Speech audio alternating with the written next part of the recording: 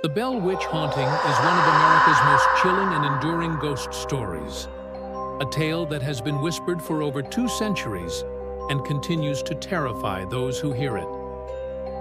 The legend begins in the early 1800s in the quiet farmland of Adams, Tennessee, where a respected farmer named John Bell lived with his family. John Bell was a prosperous man, a church deacon, and the head of a large family with 9 children. But in 1817, something would happen to the Bells that would forever change their lives and the history of American folklore. It started with strange noises. At first, the Bell family heard scratching sounds along the outside walls of their log home. They assumed it might be animals in the night, raccoons or rats clawing at the wood.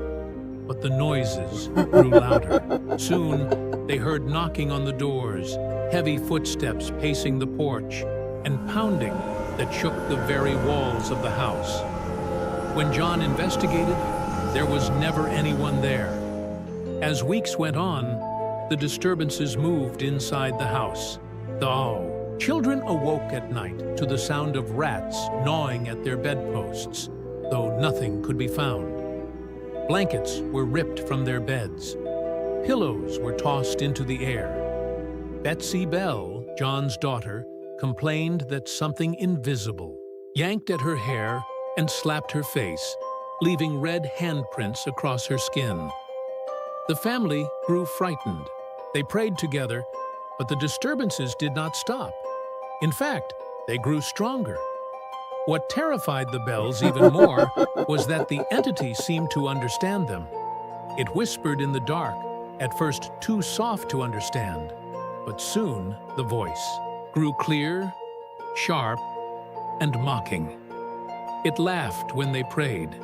It cursed them with vulgar words. It sang hymns and quoted scripture in perfect recitation.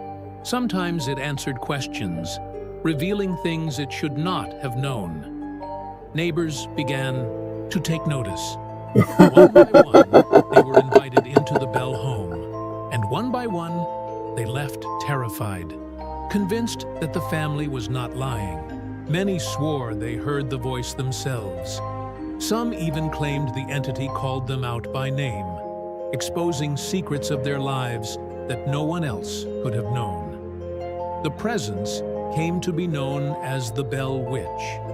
Unlike other hauntings, which were often quiet whispers or fleeting shadows, the Bell Witch was loud, violent, and cruel. It seemed to have a personality, intelligent and malicious.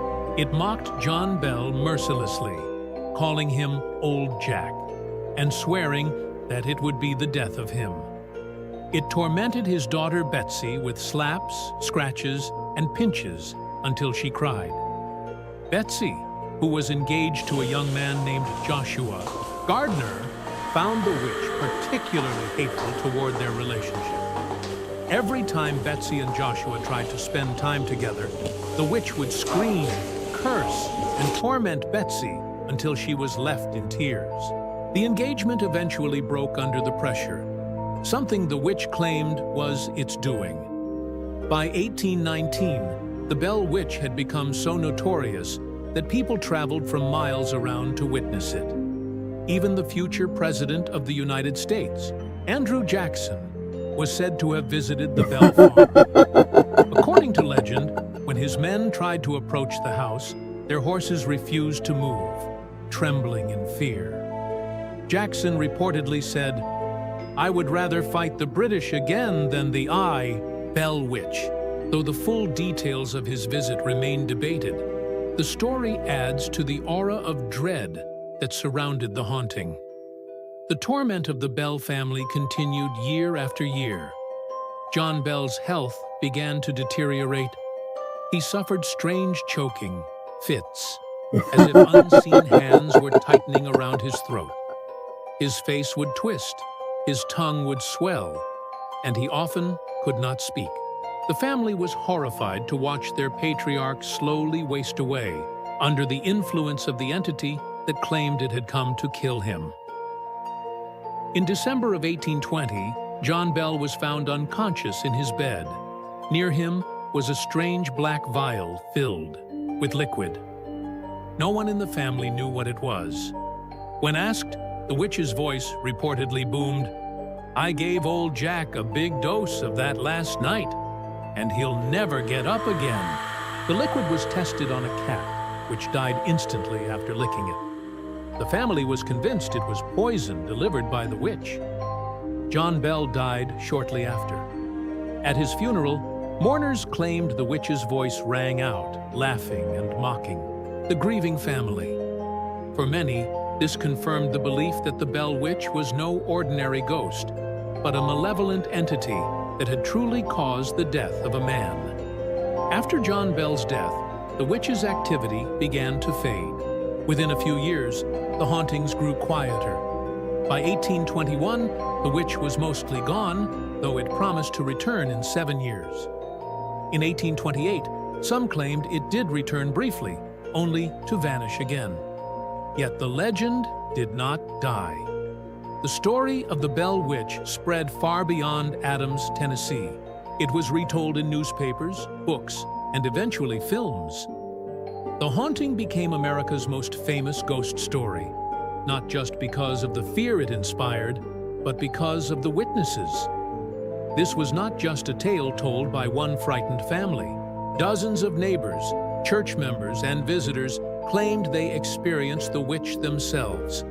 They heard its voice, felt its presence, and saw its effects. The Bell Witch was different because it left behind so many accounts. Skeptics argue that the story grew larger over time, fueled by superstition, fear, and gossip.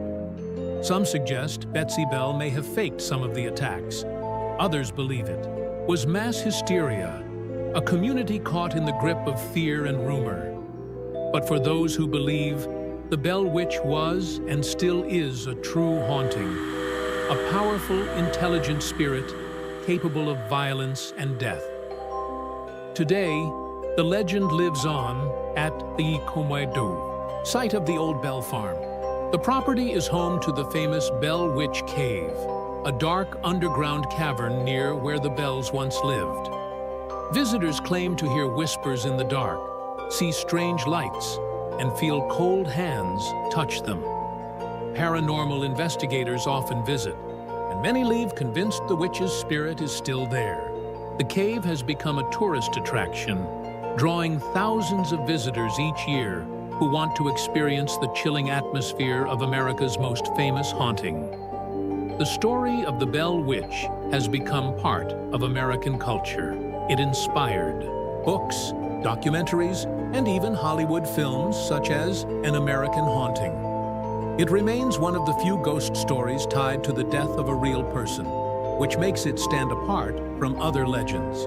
Whether you believe it was a restless spirit, a curse, or just folklore passed down through generations, the Bell Witch haunting endures because it strikes at a deep human fear. The idea that something unseen, something intelligent and cruel, can invade your home, torment your family, and even kill. Imagine lying in bed at night, hearing footsteps on the floor when no one is there. Imagine being slapped by an invisible hand, or hearing a voice whisper your name when you are alone. That was daily life for the Bell family. Their nightmare became legend, and that legend refuses to die. The Bell Witch haunting is more than just a story from Tennessee. It is a reminder that every community, every culture, has its dark legends, tales that warn us about forces we cannot see or understand. And in America, the Bell Witch stands as the queen of them all, a spirit whose voice once echoed through the hills, mocking, laughing, and reminding us that sometimes the scariest monsters are not the ones in the woods, but the ones that live in the shadows of our own homes. Over 200 years later, the Bell Witch still haunts us. Not in body, perhaps, but in memory, in story, and in the fear it inspires. Visitors to Adams claim they still hear the whispers. Paranormal groups, record strange sounds in the cave, and believers insist that the Bell Witch has never left. Whether the Bell Witch was real or not may never be proven, but its legacy is undeniable. It is America's most famous ghost story, a tale of terror, death, and the thin line between folklore and reality. And for those who believe, the Bell Witch still waits in the darkness, laughing, whispering, and watching, ready to torment anyone who dares to speak its name.